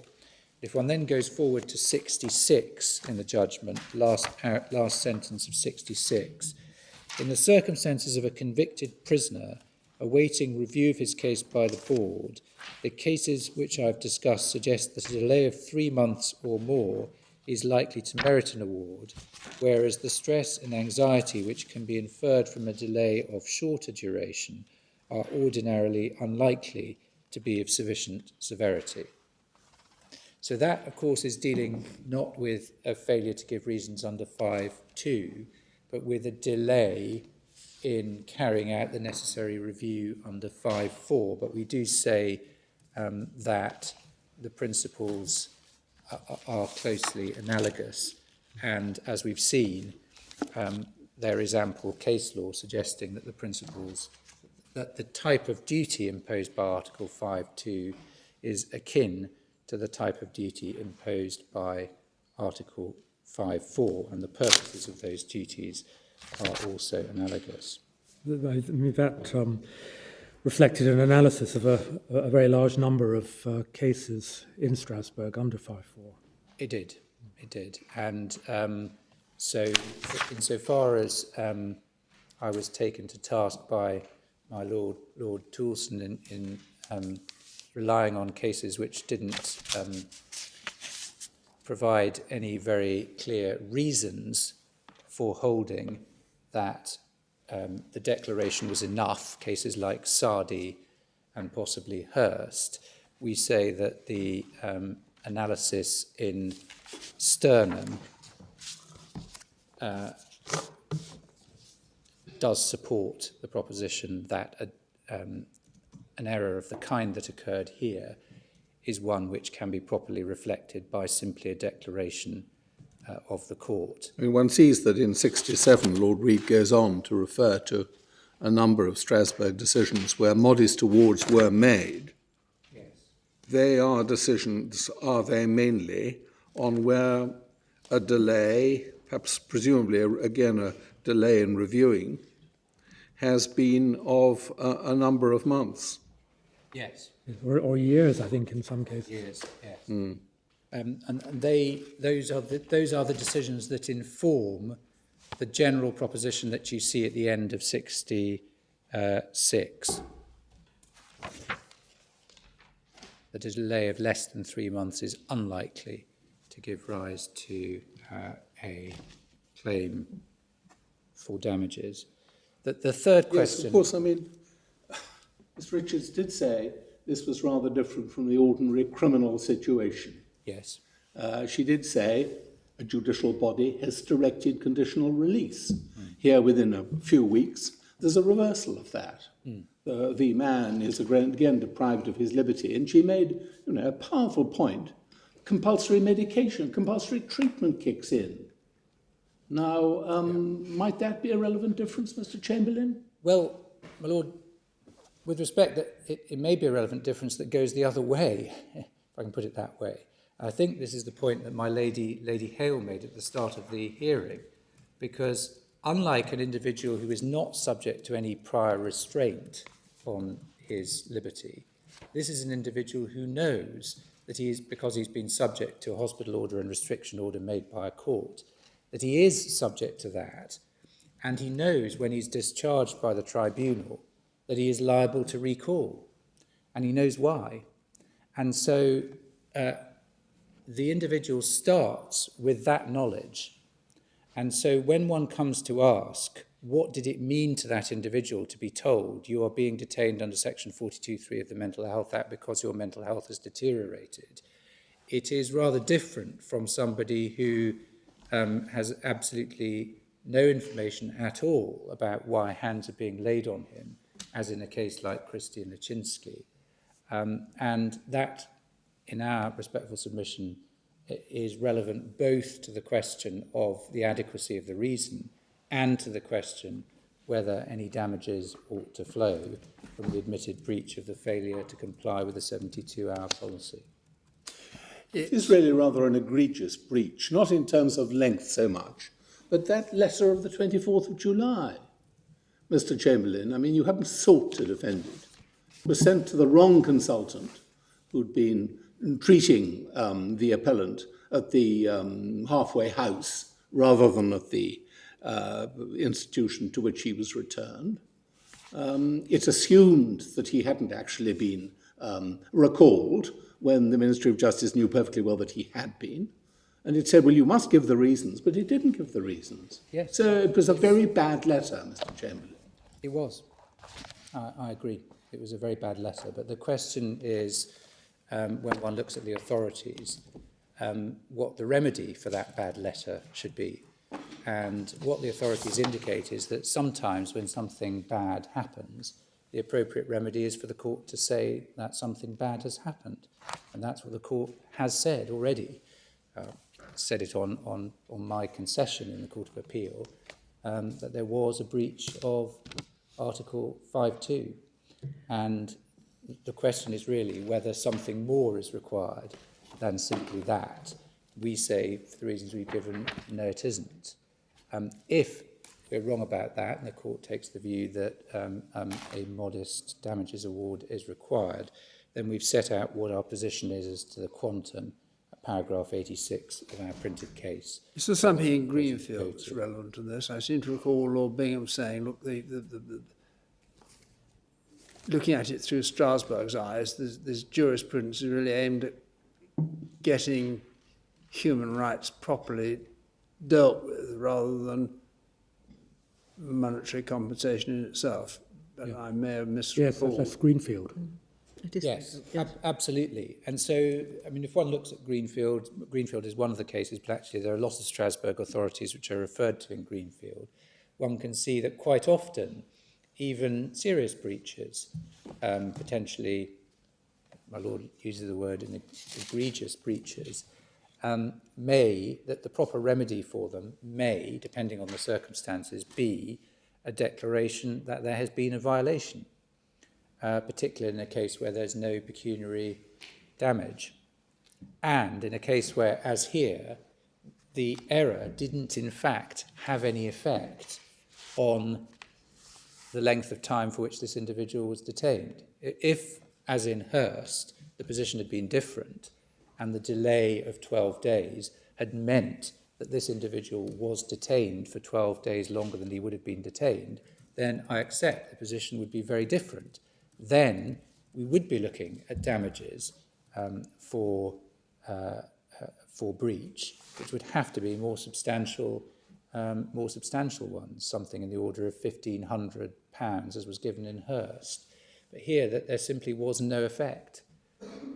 One of the problems with this is that the likely injury or harm suffered is, as Lord Reid put it in Sternum, frustration, anxiety, Yes. distress, injury to feelings. Yes. And neither the common law nor indeed Strasbourg is very good at compensating people for injury to feelings. Well, both Perhaps we should be better at it. maybe, but both the common law and Strasbourg are, we would respectfully submit for good reason, cautious about giving monetary awards for injury to feelings for two reasons. One is that the declaration of a breach is itself capable of remedying the injury to feelings, because part of the injury to feelings is the feeling that one has been unjustly treated. And the declaration... But one isn't talking about the injury to feelings from the knowledge that your rights are being violated. You're talking about the injury to feelings from being taken back to hospital, from which you have recently been released, and wondering, why on earth am I back here? Yes. Well, Being asked by the doctor why you've been returned.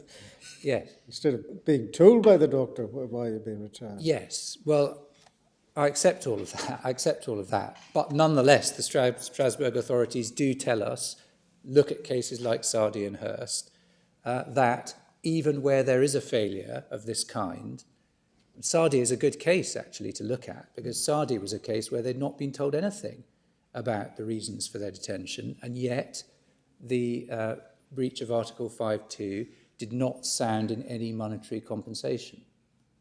And that does show that the Strasbourg court can regard, or does sometimes regard, the declaration as capable of vindicating the right in and of itself.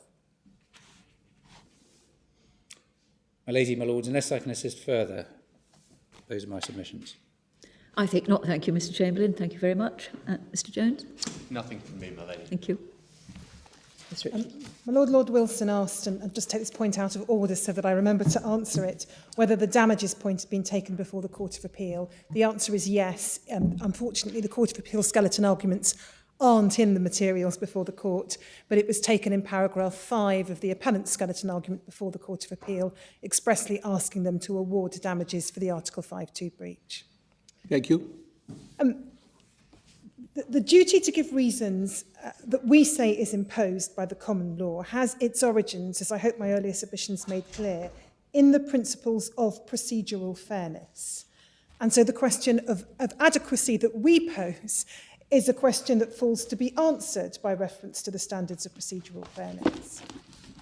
And in my submission, the respondent submissions don't really address why it is said to be fair to detain a psychiatric patient without telling them why they are being detained. And when I say why, I mean not the ground or not one factor, one non-determinative factor, but giving the substance of the reasons. And that's what we say is at the heart of the case.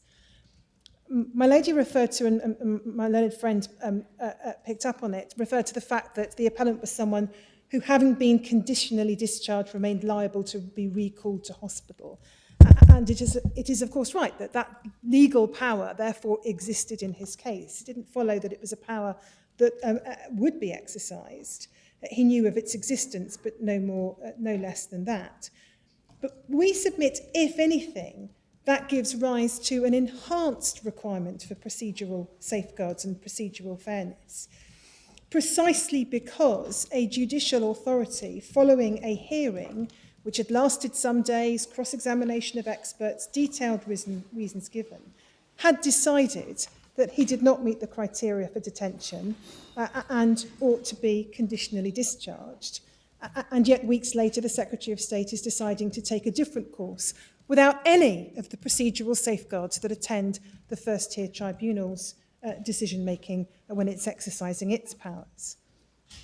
If I can just deal briefly with what my learned friend says about the first-tier tribunal reference that happens following recall, as I hope our written case makes clear, and I hope my earlier submissions made clear, that first-tier tribunal is not seized with the review of the decision to recall. It is not considering what reasons were given by the Secretary of State or whether those reasons were adequate. It's considering whether there are currently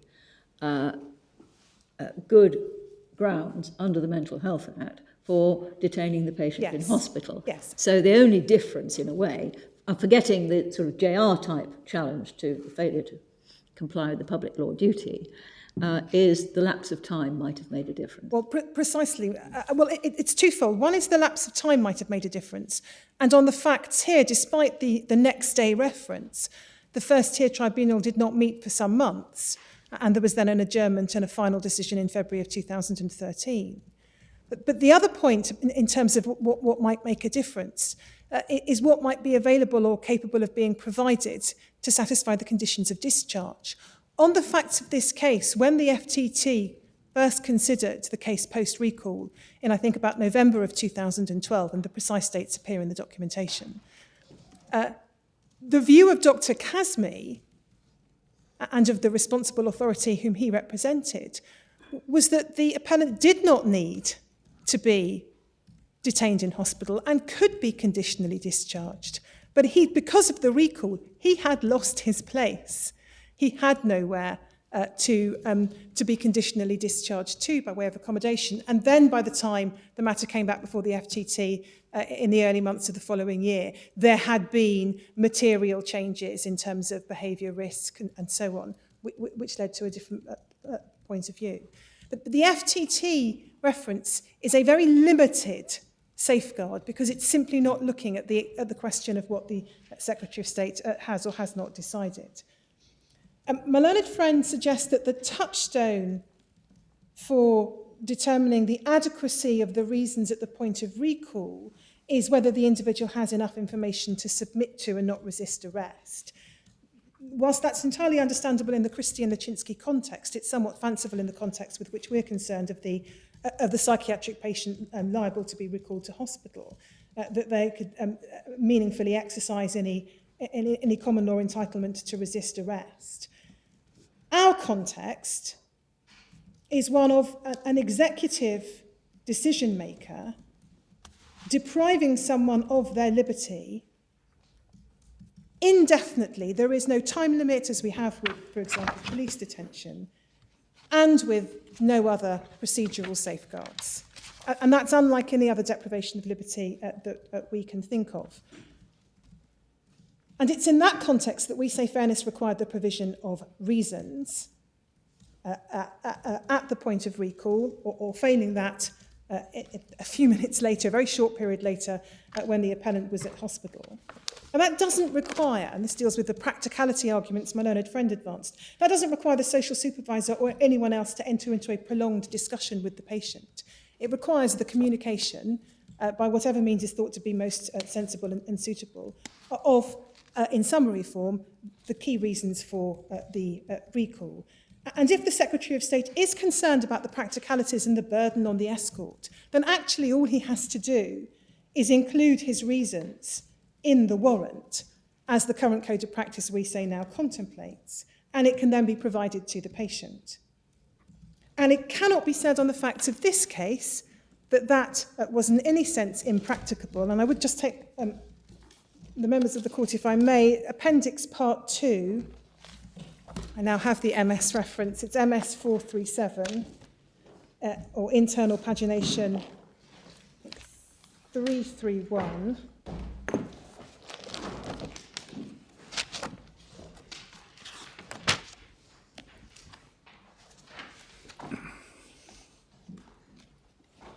And if the court looks at the bottom of page 331 or MS 437, we see the communication between Mr. Hart and Mr. Elliott, the Secretary of State's delegated decision maker. At 14:57, the report from Mr. Hart is being emailed to Mr. Elliott.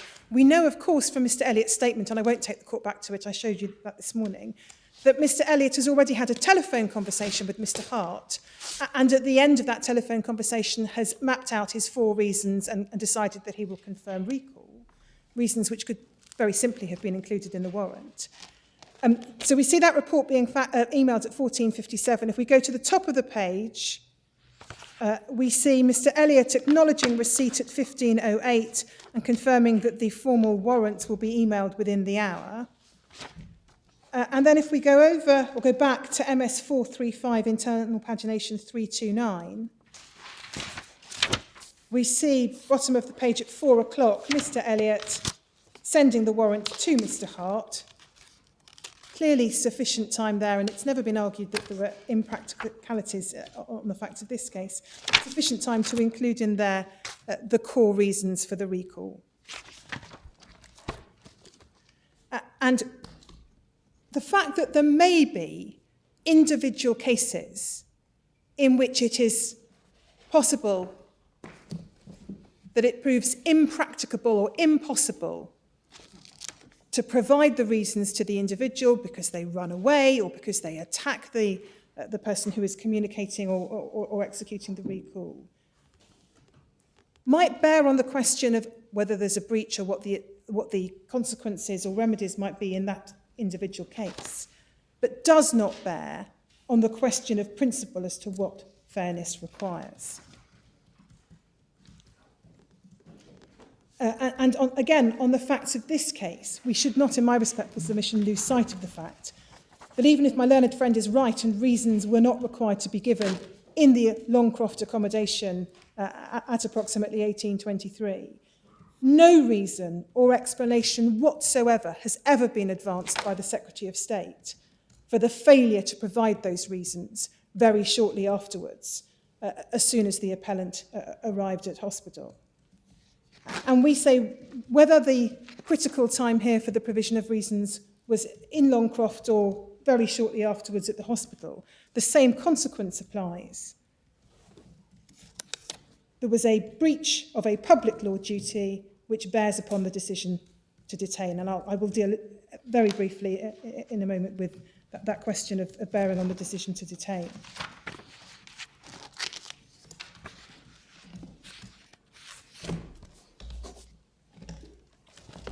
Now, I think, understand my learned friend to say that if we're right about the initial reasons needing to be adequate for the purposes of fairness, that what was done was adequate for the purposes of fairness. And indeed, that's why he has very much had to tailor his submissions to the resisting arrest ground. My learned friend has emphasised in his written case, and again made reference orally, perhaps unsurprisingly, to the fact that this is a case in which the substantive challenge to the Secretary of State's decision failed. Whilst that is correct, in my submission it takes the respondent nowhere on the issue of principle. Whether or not the reasons, once they are provided, turn out to be sufficient to justify the recall isn't the point when we're dealing with what procedural fairness requires.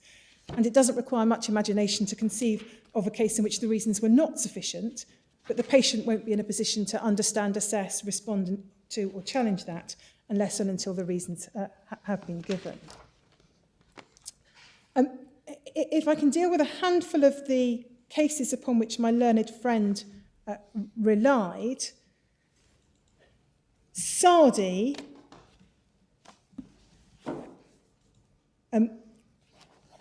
and Cullen, Sardi was a case in which the link between the failure to give reasons and the legality of the detention wasn't argued, and that was expressly recognised by Lord Dyson in Lumber. I don't ask my lords and my lady to turn it up, it's MS 1093. My learned friends relied upon Cullen. Again, Cullen is a fundamentally different case from the present case. There, the reasons did not go, the missing reasons did not go to detention. They were reasons for denial of access to a solicitor. And of course, that's a case, therefore, that didn't bear upon the detention.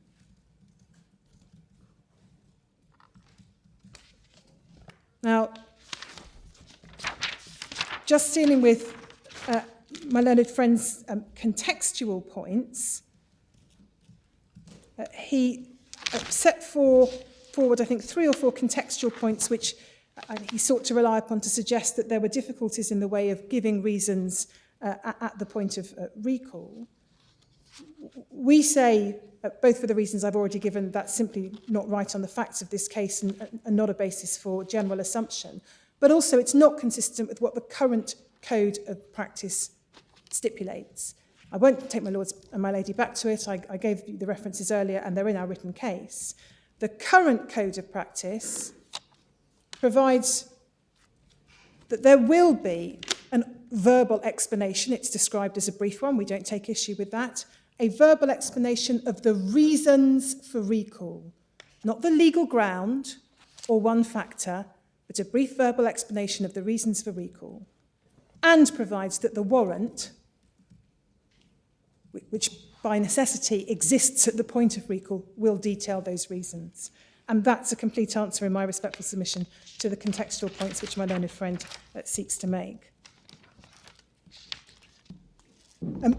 My learned friend then referred to what he said were the consequences of our argument, and indeed in his written submissions, in his written case, he raises the spectre of the release of dangerous psychiatric patients and how terrible that would be. The short answer to that, of course, is that the solution lies in the Secretary of State's hands in 2 respects. Firstly, to ensure that adequate reasons are provided.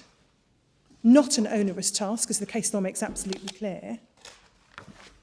But secondly, if for whatever reason in an individual case adequate reasons are not provided and the recall is unlawful, there is nothing in the Act or in any principle of public law which prevents the Secretary of State from issuing a fresh warrant with adequate reasons.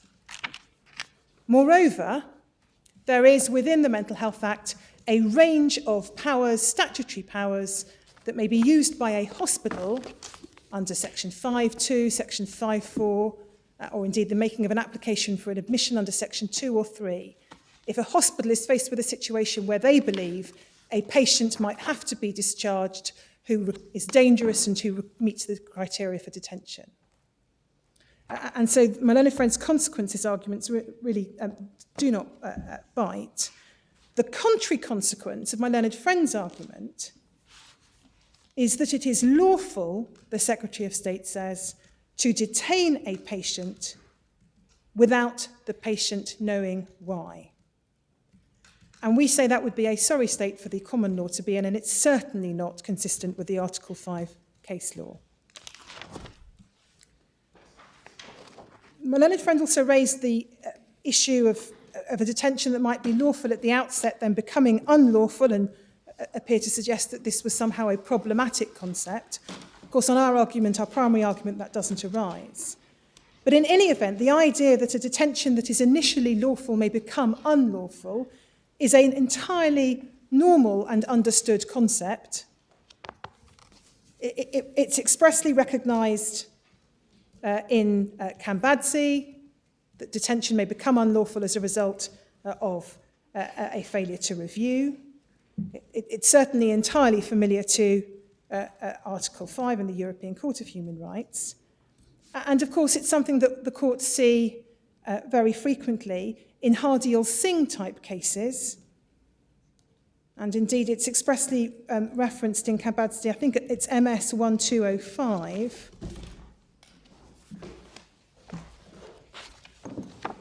So that's the Authorities Bundle, Volume 2, tab 23.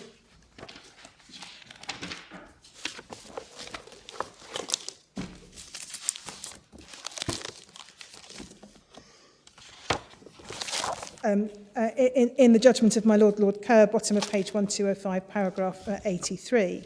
Detention that is lawful may become unlawful because of the effluxion of time or the failure to make sufficient efforts to ensure that the purposes of detention are complied with.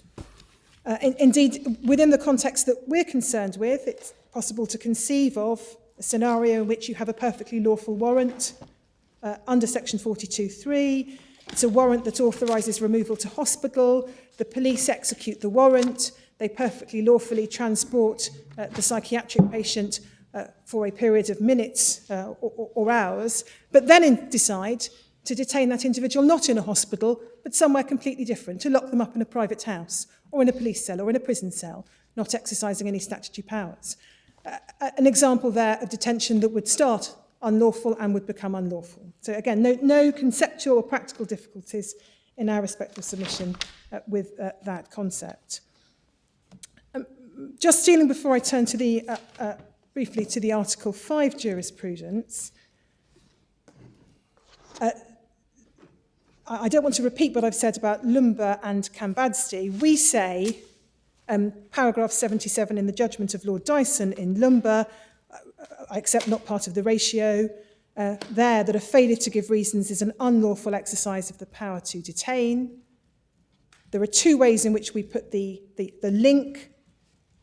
Is there an adequate connection between compliance and lawfulness is one way. That's from my Lord Kerr's judgment in Kambadzi, paragraph 80, MS 1205.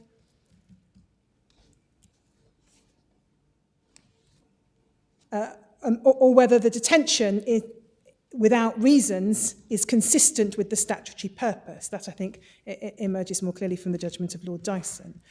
Whichever way one puts it, we say a detention of somebody, a deprivation of liberty, without reasons, without giving them the reasons, is such a fundamental procedural failing that it goes to the heart of the lawful exercise of the statutory power. And that's how we say that the link is made out.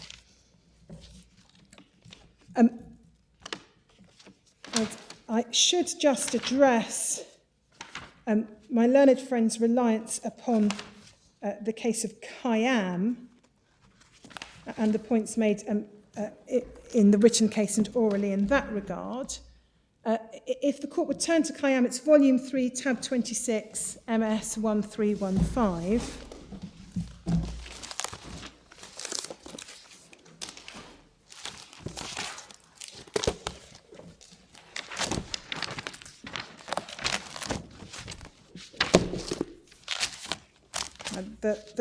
The first and obvious point emerges from paragraph 8, page 1328. The nature of the complaint in Khayyam, and in the earlier case law, Walker and so on, was a complaint about progress towards post-tariff relief hampered by failures relating to rehabilitation. It was nothing to do with the requirements of procedural fairness, and that's explicitly acknowledged in paragraph 30 on page 1338. And Lord Bantz and Lord Hughes say the present appeal does not, in any event, concern procedural fairness. So it doesn't really advance the arguments in my respectful submission at all. There is a discussion that my learned friend has relied on in his written case in Khayyam about the concept of arbitrariness. And if, without taking up time by taking the court to that, I can just give my lord, my lady, the paragraph and page references. My learned friend sought to argue that from Khayyam we see that the concept of arbitrariness for Article 5 purposes is narrow in scope. Paragraph 25 of Khayyam, page 1335, is an acknowledgement that what's meant by arbitrariness, or what arbitrariness requires, depends on context. And then paragraphs 35 to 36 of Khayyam, it's clear that the observations that are made about arbitrariness in those passages are confined to arbitrariness when used as a test for lawfulness in the context of Article 5(1)(a). And again, it's simply not concerned with procedural fairness. And the cases to which I have referred, the Strasbourg cases, the recent Strasbourg cases to which I've referred, I'm not going to go back to any of them in view of the limits of time, make abundantly clear that procedural fairness, effective guarantees against arbitrariness, a fair and proper procedure are an inherent component of lawfulness for Article 5 purposes.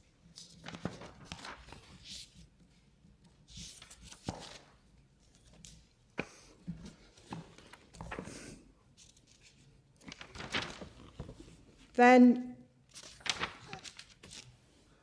again, just dealing with a handful of my learned friends' points in relation to Article 5. My learned friend, in his written submissions, and then he touched on it, I think, in his oral submissions, suggests that the requirement that detention should not be arbitrary is essentially concerned with compliance with the substantive winter work criteria. That's my learned friend's case at paragraph 51. That's not a correct reflection of the case law, and I hope the recent case law, which I've shown the court, makes that clear. Petkov and other cases makes clear that protection from arbitrariness requires guarantees in procedural terms. My learned friend, again, in his written case, referred to the requirement for very weighty reasons and said, again, that's nothing to the point, that deals with substance. We say it would be somewhat bizarre in Article 5 terms if there's a requirement that very weighty reasons be given, but no requirement that they be shared with the person who is subject to the deprivation of liberty. And that's consistent with what we say is the entire thrust of Article 5 and the objectives it seeks to fulfil. My Lords, my Lady, I should make one short point further in relation to Article 5. On any view, it's accepted here by my learned friend that there was a failure to comply with the Secretary of State's own policy, which required reasons as soon as possible. That is a failure in domestic law terms. And that in itself, regardless of the common law argument that my learned friend and I have been addressing the court on, that in itself is sufficient to establish a breach of Article 5(1)(e). Again, it's the case law which the court's seen, I hope, makes clear. And then my learned friend argued, again, both in his written case at paragraph 57 and orally, that any breach of Article 5(2) postdated the detention of the appellant and didn't bear on the decision to detain. But it's absolutely clear from the European case law that the European Court does not look at the moment in time at which the detention commenced and then disregard, for the purposes of considering fairness and arbitrariness, what did or didn't happen afterwards. And again, I'll just give the court, if I may, the references. It's all to cases that we've already looked at this morning. But we can see that in my respective submission very clearly from Petkov. It's volume 3, tab 36, MS 1584-5, paragraphs 54 to 56, and paragraph 77, MS 1588. And paragraph 77 is perhaps also the clearest example of the interrelationship between procedural fairness, Article 5.2, and Article 5.1 that we see in the case law. And then Mifabova, Volume 3, Tab 37, MS 1608, paragraphs 65 to 66. And then MS Croatia, Volume 3, Tab 38, MS 1666, paragraph 156. The European Court of Human Rights looks, as is very clear, at the entirety of what has happened for the purposes of assessing arbitrariness, and I hope those cases and those references will make that clear. Just then dealing, by way of the two final points on Article 5, and then I hope just one final point on remedies. Well, you have overshot your time. So I have. I didn't do be extremely quick, please. I will. I think I didn't commence it to 5 minutes in, but that may be another matter. I'm just warning you. I appreciate that, my lady. In relation to X in the UK, which my learned friend took you to in some detail, again, I don't ask you to go back to it. The key point about X in the UK was that a link between the absence of reasons and Article 5.1 simply wasn't argued. But I do ask the court to note, not now, but I'll just give my lady and my lords the reference. The dissenting opinion at MS 1441, which may be more in step with modern thinking, it talks about the right of an individual to be informed promptly of the reasons for being taken into custody, constitutes a safeguard of personal liberty whose importance in any democratic system cannot be underestimated. And that really goes to the heart of both our common law and Article 5 case.